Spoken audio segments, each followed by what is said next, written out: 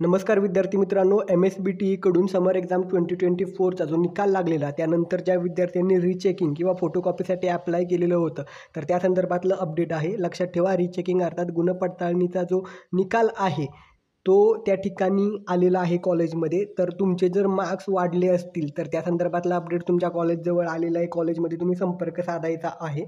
या ठिकाणी लक्षात ठेवू शकता, जर तुमचे मार्क्स पहिल्यांदा जे दिलेले होते, त्यामध्ये जर वाढ झाली असेल, तर चेंज म्हणून त्या ठिकाणी येणार आहे. तर मार्क्स बदलले नसतील तर नो चेंज अशा पद्धतीने तिथं रिमार्क येणार आहे. त्याशिवाय ज्या विद्यार्थ्यांनी फोटोकॉपीसाठी अप्लाय केलेलं होतं, तर फोटोकॉपी अर्थात तुम्ही जो पेपर लिहिलेला होता त्याची झेरॉक्स प्रत कॉलेजमध्ये आलेली असते.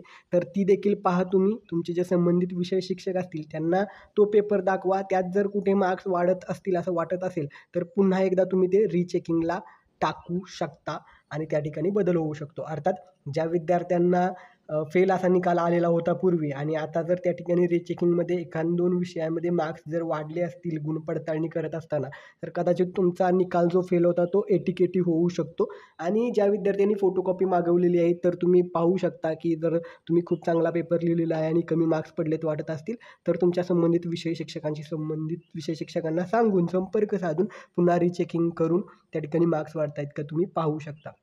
करायचं इतकंच आहे.